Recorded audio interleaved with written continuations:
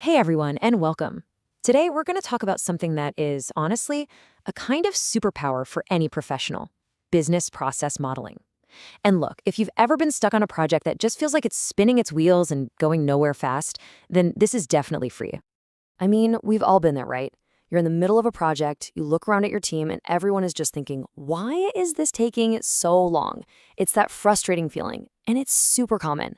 But here's the thing: that feeling usually points to a deeper problem that we can actually see and solve.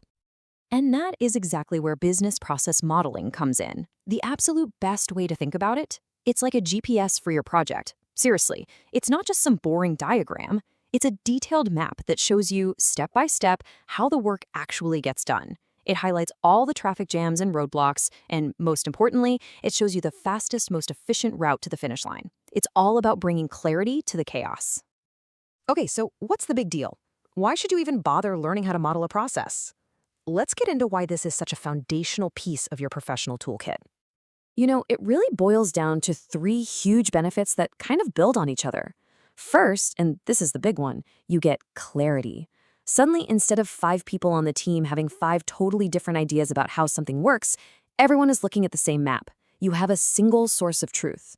And once you have that clarity, well, the problems just pop. You can finally see the bottlenecks and where things are getting stuck. The issues practically jump off the page. And then only after you really understand the process and you smooth it out can you even think about the final step: automation. Because let's be real, you can't automate a mess you don't understand. All right, so we get the why. Now, let's talk about the how. It's time to start filling up that toolkit with a few different techniques, because you're going to need the right tool for the right job. So let's start with the classic, the good old flowchart. This is probably what pops into your head when someone says process map. And for good reason.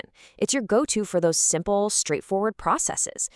Perfect for grabbing a whiteboard marker and just sketching something out to get the whole team on the same page.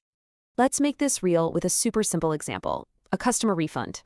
It all kicks off when a customer asks for their money back.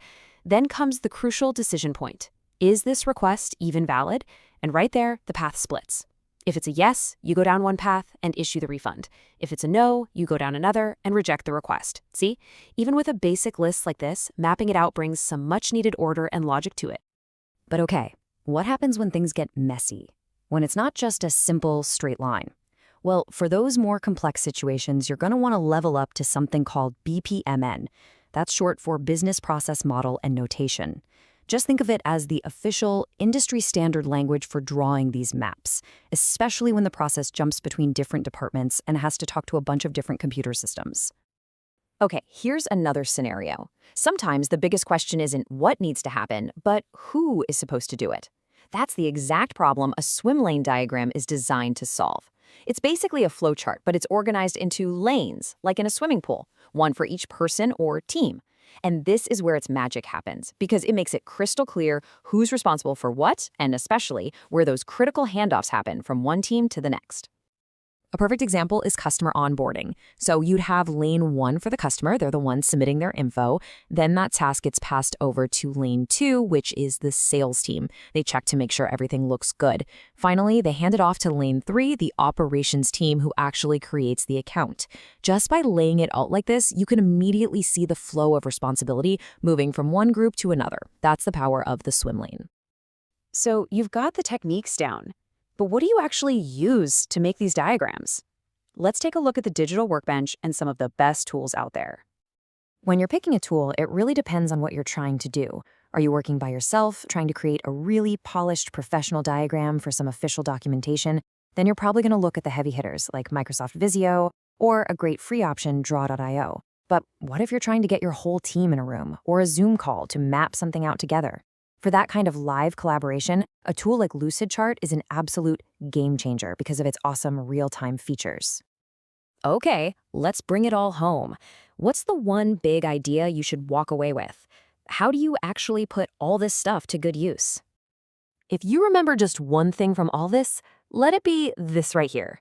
Business process modeling is not just about drawing a pretty picture. It's a tool. It's a tool for digging in and analyzing what's really going on. It's a tool for getting everyone on the same page, for communication. And at the end of the day, it's a tool for making things better, for real improvement. So I'm going to leave you with a challenge. Think about your own job. What is that one process, you know the one I'm talking about, the one that always causes headaches and confusion? What's the one process you could try to map out tomorrow? Seriously, just grabbing a piece of paper and drawing that very first box could be the first step to finally fixing it. Thanks for tuning in.